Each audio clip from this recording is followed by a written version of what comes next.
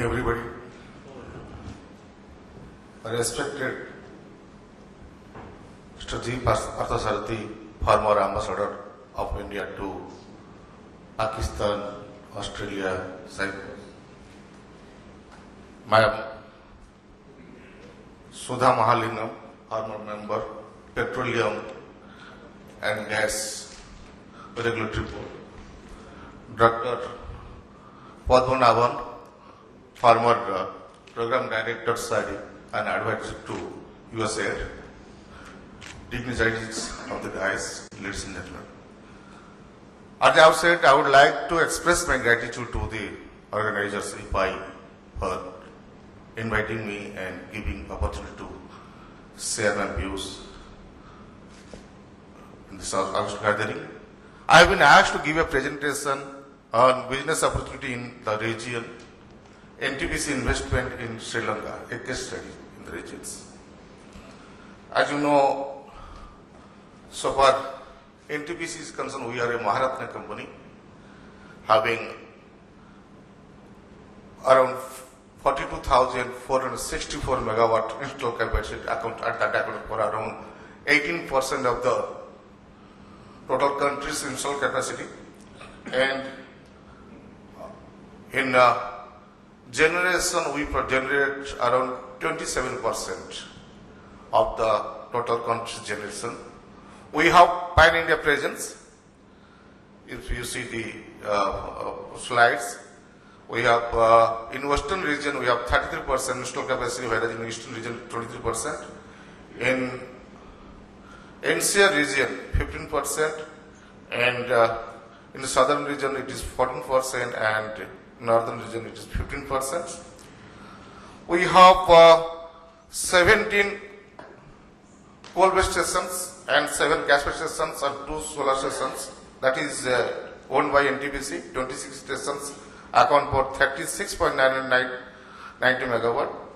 And we consider the power station owned by our joint ventures and subsidiary companies. There are 6 coal companies, 6 coal plants, 1 gas plants, taken together 7 number of plants we hold through JV and subsidiaries, and total power plants we are having as of now 33 numbers, and it is around 42.464 megawatt.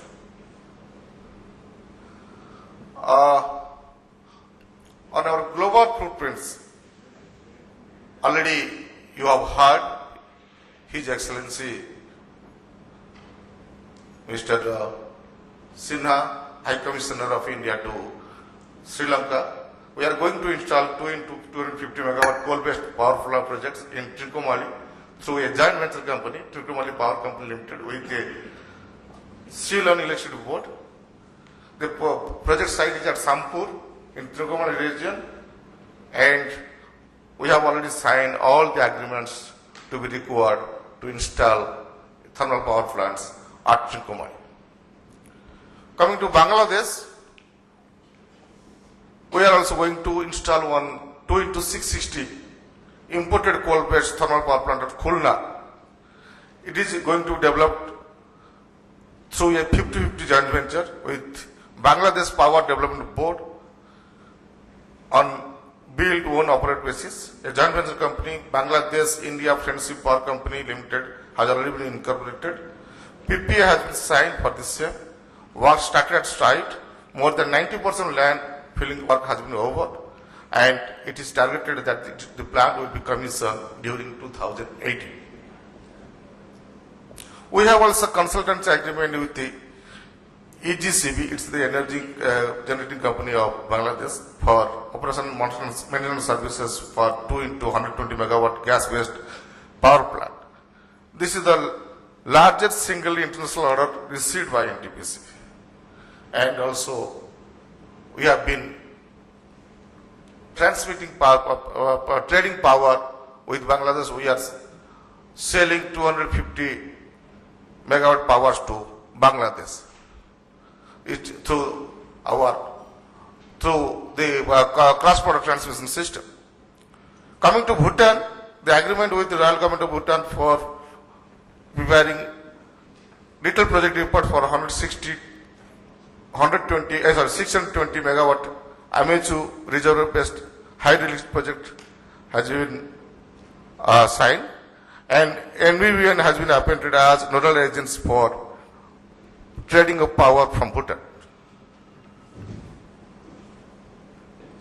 So, what we see in this project region, for business perspective, that it's a growing region. Each and everybody, participant countries, South Asian countries, they are expecting a GDP growth of 7 to 8% at least. And we are having similar cultures. We are having common legal heritage, that is British acts and British acts, commercial acts. A region is blessed with primary energy sources like coal, lignite, gas, and hydro. The challenges before us is the grid systems. We do not have cross-border transmission system. It was discussed widely. There are so many suggestions came from this audience also. We should have connectivity from Sri Lanka to India so that we can transmit power, export and import power with the country. Ports, roads, railways, political stability. Cross-border trading involves critical analysis of the market, technology, finance, and most importantly, geopolitical issues. Limited capital resources, autonomous regulatory bodies with operational freedoms. We are controlled by autonomous regulatory bodies. In India, we have Central Electricity Regulatory Commission, who regulates power sector. Inconsistent policy implementation, a favorable investment policy is in place. However, it is not so easy to implement these favorable policies for owing investment. Sometimes it happens that one department is giving certain benefits, whereas it is taken out by other departments. For example, 80IA benefits has been given by the Income Tax Act to encourage invest in power sector. But it was there in the regulation, last tariff regulations. It has been taken out in the tariff regulation formulated by CRC for the tariff period 14-19. Not so robust legal structure resulting in legal uncertainty. What we suggest that there should be bankable bank guarantee like sovereign guarantee may be an option to mitigate investment risk. Soft loans on long-term basis may be arranged through SARC and ADB. Follow worldwide accepted neutral laws and arbitration procedures. Regular exchange of technical managerial terms for knowing each other's system and procedures, and also capacity building. Free flow of goods and services as well as investment. Create common economic zone like European Union. Committed by the member countries for mandatory enforcement of arbitral hours. Investment protection agreements among countries in the region, including guarantee for repatriation of investment bed. Fortunately, all these we are having with the Sri Lankan government for our power plants that is going to be installed at Trincomalee.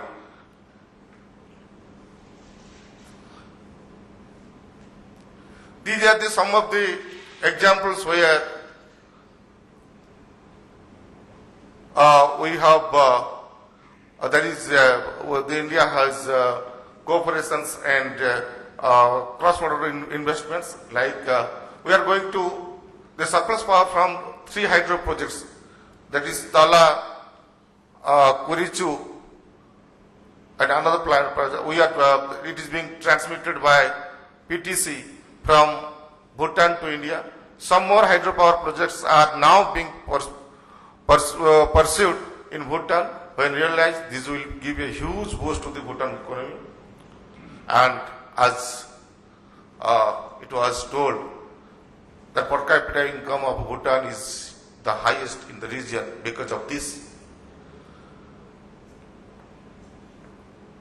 Memorandum understanding between India and Bangladesh for investment in each other's infrastructure sector has already been done.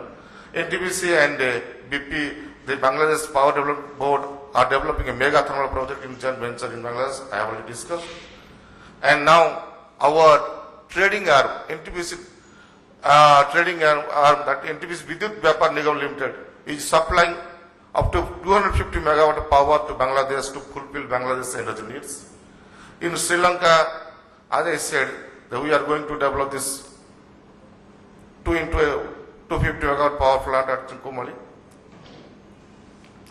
Indo-Lanka free trade agreement creates multiple investment opportunity for the local and multinational Sri Lankan firms seeking to enter Indian markets.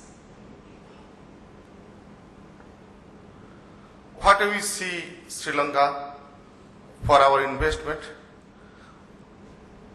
100% FDI is there in power sector. No restriction or repatriation of earning. You can repatriate both your principal and your dividends to your country without any restrictions. Safety of foreign investment with sovereign guarantee. And commercial laws are based on the British laws. Sri Lanka is strategically located at crossroads of both East and West Sea routes and serves as a point of entry to South Asia. It has a strategic locations. Sri Lanka is planned to develop as a major global logistics hub in South Asian regions for trade, investment, communications and financial services. It has friendly investment policies for investors. They have provided preferential tax rates for investors, sovereign guarantee for investment agreements, exemption from exchange control, and 100% repatriation of profits, dividends. Our situation is stable, poised for growth. So, Sri Lanka has allowed investment protection to 20 countries, including India. Similarly, for double taxation relief, they have given to 30 countries, including India. Coming to the power scenario in Sri Lanka, more or less, they are having around 3,300 now. It has we have taken 3,150. It has been increased to 3,300 megawatt. And hydro and thermal, both 50-50, slightly thermal power generation stations are slightly higher than the hydro. If you see this graph, hydro is constant from 1990 onwards up to 2009. Recently they have added something. But the thermal power station, basically it's gas-based power stations, liquid fuel and gas. They are having only coal 300 megawatt. It's increasing. Around 1,600 megawatt thermal power station, gas-based, coal-based thermal power stations are there.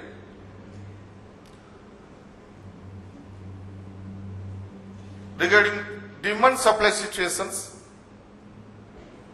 Ceylon Electricity Board has prepared that long-term generation expansion projects and to plan to meet the growing demand of the electricity as some of the older plants are due for retirement.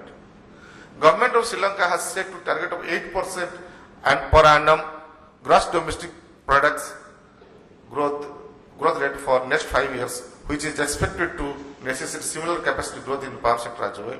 The electricity consumers in Sri Lanka are broadly classified into 6 categories: domestic, religious, general, that is commercial, hotel, industrial and street lighting.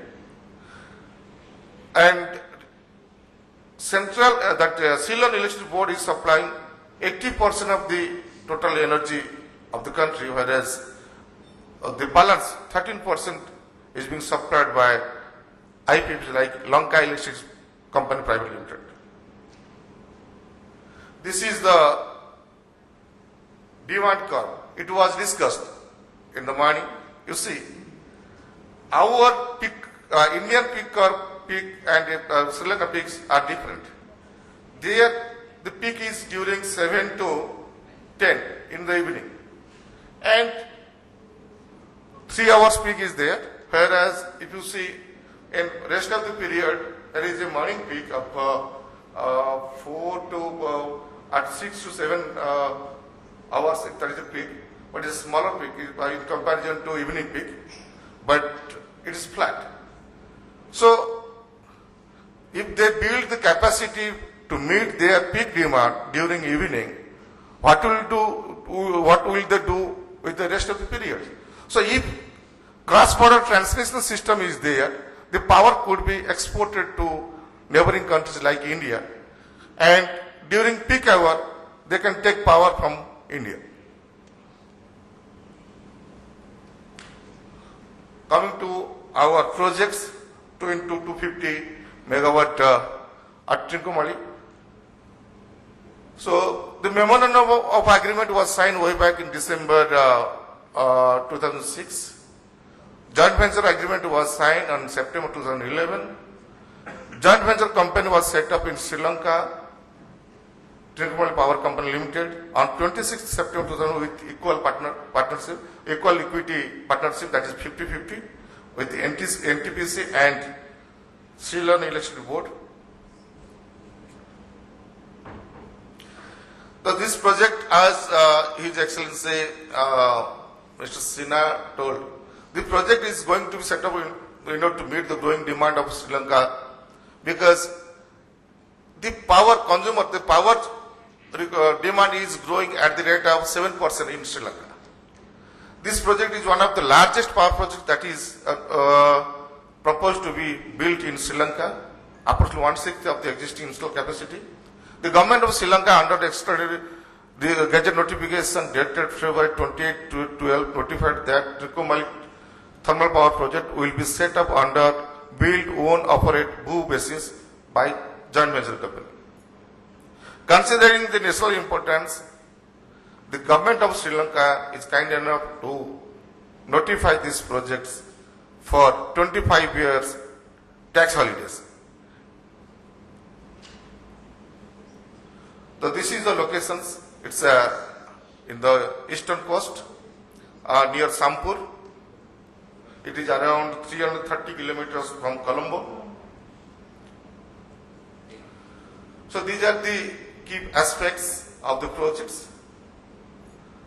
Availability of suitable and adequate government land. Total land requirement is around 500 acres. 250 acres are required for plant and 250 acres are required for ash dike and other purpose, colonies purpose. And we will use the sea waters. Just Dr. Padmanabhan was telling that whether the municipal wastewater could be used for the purpose, it could be used. Now we are going to use sea water for this project. It's just 2 kilometers away from the project. See, proper roads and water access to be to the project sites for movement of equipments, construction materials, personal pipes and fuel, etc.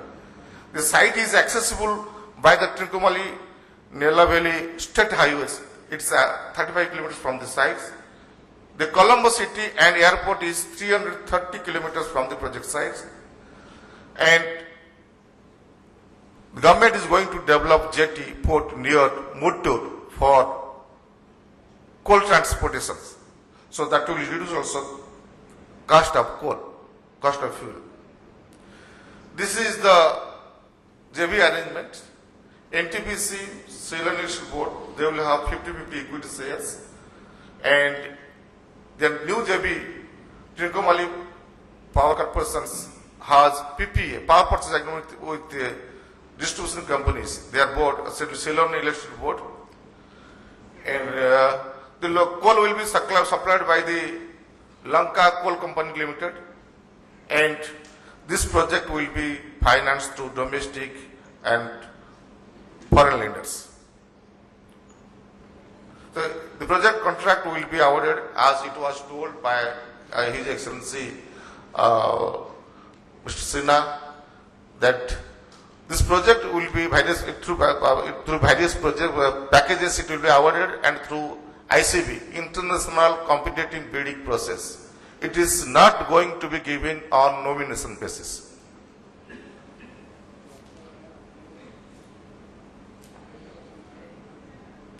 The total land requirement for the project towards main plant township as proposal area, it is I have already told. The land for the projects has already been identified by the government, and feasibility study for the project at the identified sites has been completed. So pursuant to signing this land lease agreement, TPCL is coordinating with Sri Lankan Election Board, Government of Sri Lanka to get physical person of 500 acres of land. Regarding water, I have already told.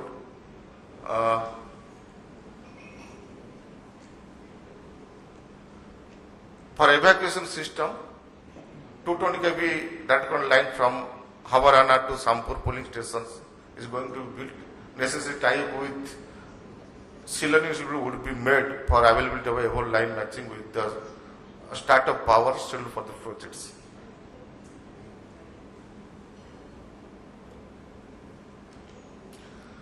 Regarding availability of fuel, that for 100% of PLF, 2.07 million tons coal will be required, and it will be based on imported coal, and it is estimated that the coal cost would be around $110 US.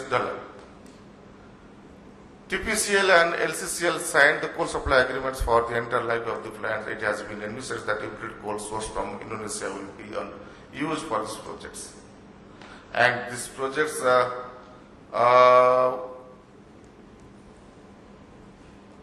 commercial operation of the first 250 megawatt unit will be within 36 months from the investment approval, and second unit will come after 4 months. Total investment will be $615 million US, out of which $200 million will be from equity and $400 million will be through debt funding.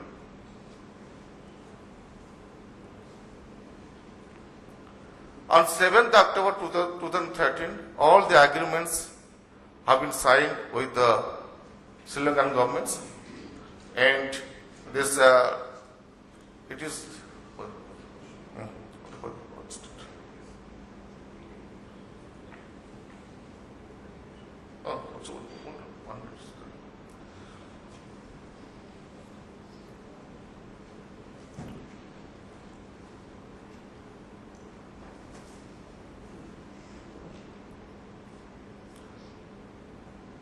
so we are expecting that this project will come by 2017 or 18, and this is our investment plan in Sri Lanka. Thank you very much for listening. Thank you.